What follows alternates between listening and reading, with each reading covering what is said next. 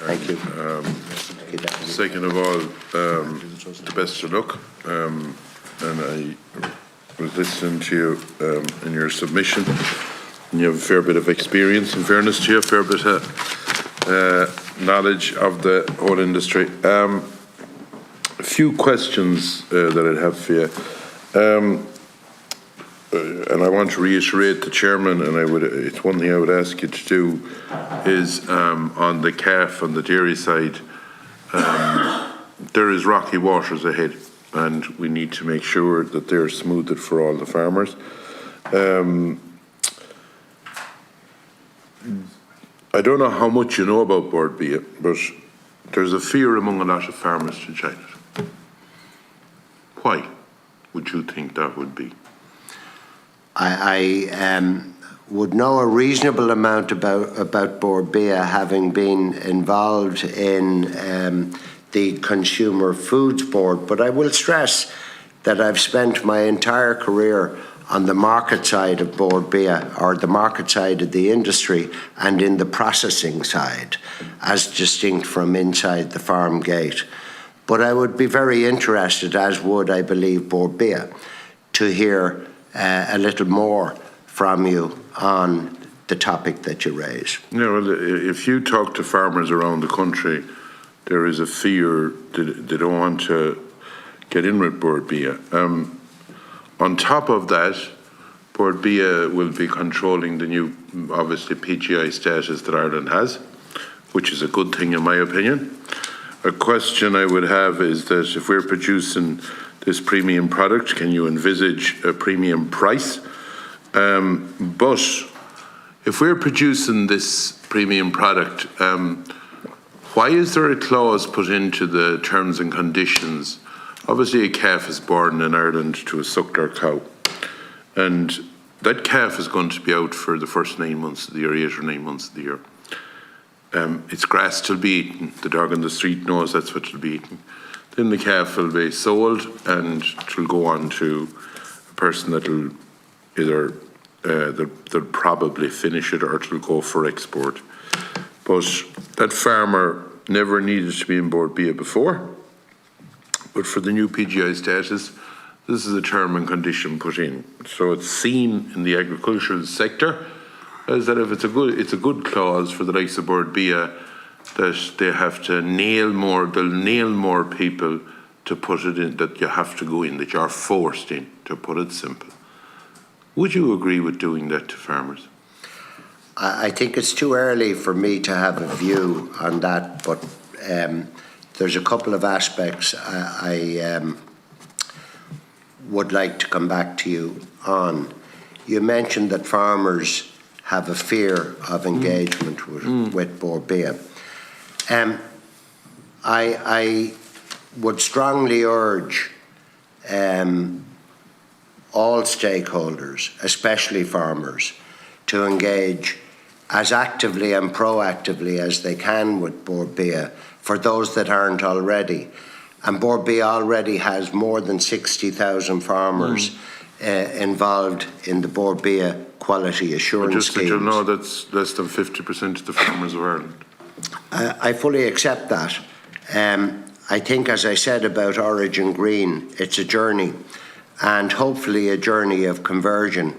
Board B is a very democratic organisation that seeks to add value to every unit of agricultural output that we, the country of Ireland, produce. So in that sense, I think it's appropriate that the very most amount of farmers that can engage and will engage in that process should have nothing to fear. And I'd be disappointed if I thought real fear existed. I would understand how there might be a scale issue with some farmers, that it might be seen as a lot of paperwork and accountability per se. But at the end of the day, all stakeholders have to be on the bus, and we need the maximum amount of people engaged in this. as I said, I've spent my life in the food and agri sector, and I'm very passionate about it. So I would have an ear for what farmers would want to say and what their natural fears are. But I would encourage engagement with all the Bord Bia stakeholders to further progress. And the further down the supply chain Bord Bia can go, the better it will ultimately be for Ireland Inc. And that to me is logical. You mentioned PGI. Yeah. This morning I was in a supermarket, through necessity I might add. I wasn't watching what products were moving off the shelves. And I passed the charcuterie counter or continental meat section, and standing proudly out to me amongst quite a sea of charcuterie options was a pack of Italian salami with PGI boldly emblazoned on it. There were 20 options that I counted of things I could have bought. I bought the PGI as I think other shoppers would. Why? Not because it was cheaper or dearer, but because it spoke to me and it was in the most prominent position on the shelf. And I think that same opportunity over time is there for Irish grass-fed beef and whatever might follow that in the years to come. But certainly PGI can add more value to farm output and to Ireland's exports, and that at the end of the day is what I believe we want in the country. On the suckler issue, I think, Deputy, I'd like to come back, if I may, if that's appropriate. I have Jim O'Toole, the CEO, here beside me, and I'd like to come back on that particular response, if we may, at a point in the not very distant no problem. future. I understand the journey going in. I would have thought that there would be a consideration, and even when you look at EU at the moment, they are looking at the smaller farmer, eliminating paperwork as much as possible, and you would imagine that someone up to 20 suckler calves or something like that, that it would be looked at, that there'd be an exemption for that type of a thing, the way that you keep the small family farm on the road. That would be one thing I would ask you to look at, and you might come back to me. The other thing, we would have heard, and I'm interested in your own experience, because you've a lot of experience operating on it. We would have heard from the smaller operators of meat exporters and that they do their own thing, that it's a lot of paperwork, to get on board Bia stands or whatever, that it's, that they're just not in a position to be able to do everything that has to be done. And I'm wondering what your thoughts on that. And the last question I have is, when you talk about sustainability, I would have engaged with Bord Bia over the last couple of years. We know that the buzzword in Ireland at the moment is anaerobic digestion. The buzzword in Ireland at the moment is sustainability. And the buzzword for Eamon Ryan is anaerobic digesters, even though there isn't that much funding put into it. But at the moment, if your Bord Bia quality assured, you cannot use digestate on your farm, while in every other European country you can. And I'm just wondering, would it be a thing you'd look at as an incoming chairman designate? Because it's rather ironic when there seems to, I thought we're in the same Europe. The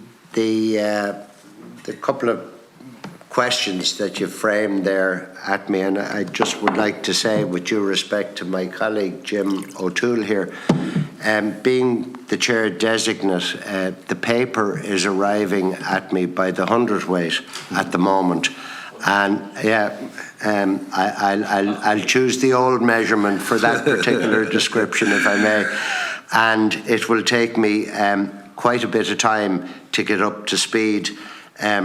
And they're not charging me for it. I think that's important to know.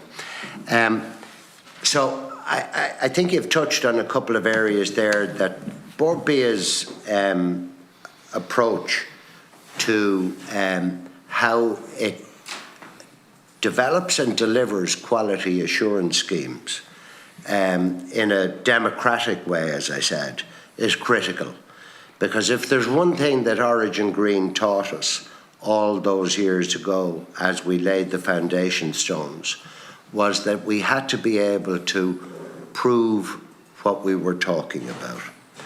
And in essence, the development of the Board BIA quality assurance schemes since the inception of Origin Green, they existed prior, but since the inception of Origin Green, reflect that need. Our objective is to be as transparent as possible with consumers right around the world, and very especially in Europe, where we have 500 million fairly willing consumers, but we need to learn how to we have learned how to sell Irish food to them, and at the end of the day, our objective is to sell more. And that doesn't mean reducing transparency or having derogations from transparency for the way or the scale at which an animal might be produced.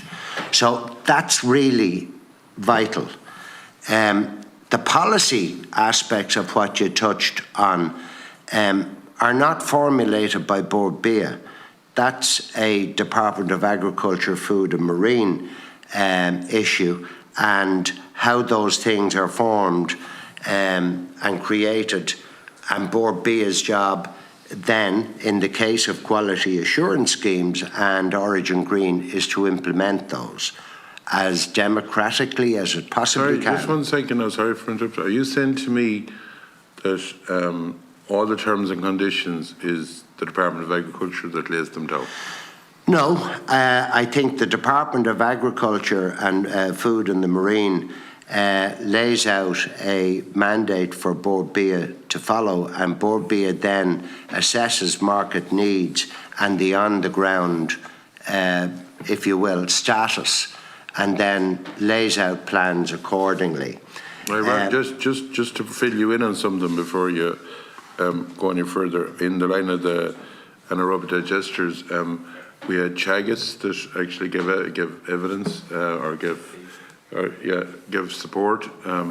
We had the department that had no problem, but it was only Board BIA that seemed to have the problem, just that you'd know that it didn't seem to be the other two that was laying down the terms and conditions, that I don't want to walk you into something, okay?